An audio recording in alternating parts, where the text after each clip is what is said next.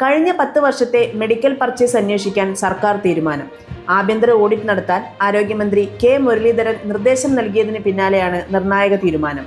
KMSCL വഴി വാങ്ങിയ ഉപകരണങ്ങളിലും പരിശോധന നടത്തും. വയനാട് മെഡിക്കൽ കോളേജ് ഗോഡൌണിൽ പെട്ടി പൊട്ടിക്കാതെ മെഡിക്കൽ ഉപകരണങ്ങൾ കണ്ടെത്തിയ സംഭവത്തിന് പിന്നാലെയാണ് നിർദ്ദേശം. TK ഗോവിന്ദനും V കുഞ്ഞികൃഷ്ണനും തെറ്റുതിരുത്തിയാൽ പാർട്ടിയിലേക്ക് വരാമെന്ന് MV ജയരാജൻ. ജയരാജനെ തള്ളി MV ഗോവിന്ദൻ.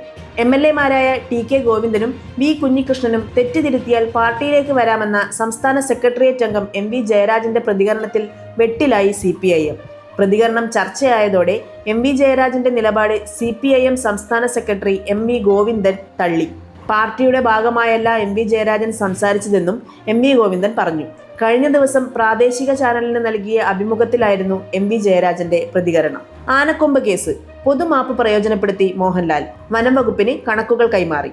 ആനക്കൊമ്പ് കേസിൽ പൊതുമാപ്പ് പ്രയോജനപ്പെടുത്തി മോഹൻലാൽ.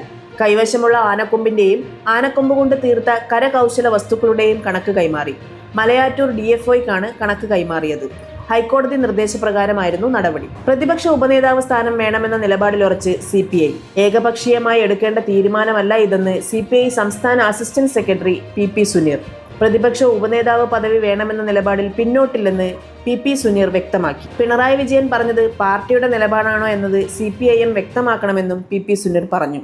സഹപാഠികൾ പീഡിപ്പിച്ചെന്ന 13-കാരിയുടെ പരാതി വ്യാജം. സഹപാഠിക്ക് തന്നോട് പ്രണയം തോന്നാത്തത് പരാതിക്ക് കാരണമായെന്നാണ് പെൺകുട്ടിയുടെ മൊഴി.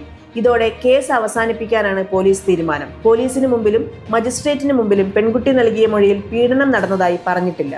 പെൺസുഹൃത്തിനെ കാണാൻ അതിർത്തി കടന്നെത്തിയ പാക് അധീന കാശ്മീർ സ്വദേശിയെ ഇന്ത്യ തിരിച്ചയച്ചു. മെയ് മാസം 31-നാണ് ഉറി സെക്ടർ സ്വദേശി നിഷാൻ അഹമ്മദ് മിർ നിയന്ത്രണ രേഖ കടന്നത്. നുഴഞ്ഞുകയറ്റ ശ്രമം എന്ന് കരുതി സിലിക്കോട്ട് ഗ്രാമത്തിൽ വെച്ച് ഇയാളെ സേന പിടികൂടി. സേനയ്ക്കും ഗ്രാമവാസികൾക്കും മാത്രം പ്രവേശനമുള്ള ഗ്രാമമാണ് സിലിക്കോട്ട്.